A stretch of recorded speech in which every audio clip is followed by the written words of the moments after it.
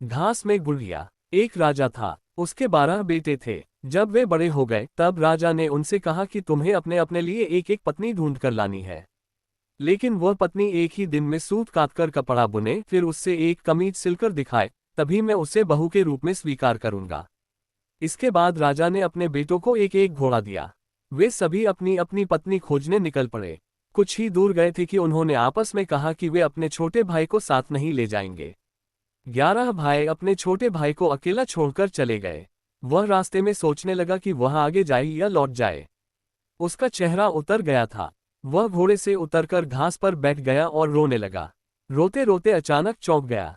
उसके सामने की घास हिली और कोई सफेद चीज उसकी ओर आने लगी। जब वह चीज राजकुमार के पास आई तो उसे एक नन्ही सी लड़की दिखाई दी। उसने कहा, मैं छोटी सी गुड़िया हूँ, यहाँ घास पर ही रहती हूँ। तुम यहाँ क्यों आए हो?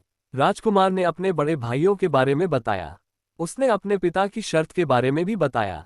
फिर उसने गुड़िया से पूछा, क्या तुम एक दिन में सूत काटकर कपड़ा बुनकर एक कमीज सिल सकती हो? अगर यह कर दोगी तो मैं तुमसे शादी कर लूंगा। मैं अपने भाइयों के दुर्व्यवहारों के कारण आगे नहीं जाना चाहता। गुड़िया ने हाँ कर दी। तुरंत ही उसने सूत काता कपड़ा बुना और एक छोटी सी कमीज लेकर महल की ओर चल पड़ा। जब वह महल में पहुंचा तो उसे शर्म आ रही थी, क्योंकि कमीज बहुत छोटी थी। फिर भी राजा ने उसे विवाह करने की अनुमति दे दी। राजकुमार गुड़िया को लेने चल पड़ा। जब वह घास पर बैठी गुड़िया के पास पहुंचा तो उसने गुड़िया से घोड़े पर बैठने को कहा।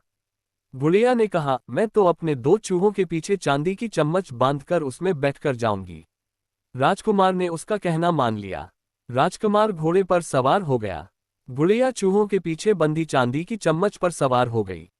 राजकुमार सड़क के एक ओर चलने लगा, क्योंकि उसे डर था कि कहीं उसके घोड़े का पांव गुड़िया के ऊपर न पड़ जाए।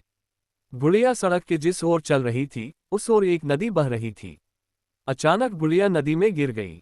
लेकिन जब वह नदी के अंदर से ऊपर आई तो राजकुमार के समान बड़ी हो गई थी। राजकुमार बहुत प्रसन्न हुआ। राजकुमार महल में पहुंचा तो उसके सभी बड़े भाई अपनी अपनी होने वाली पत्नियों के साथ वहां आ चुके थे।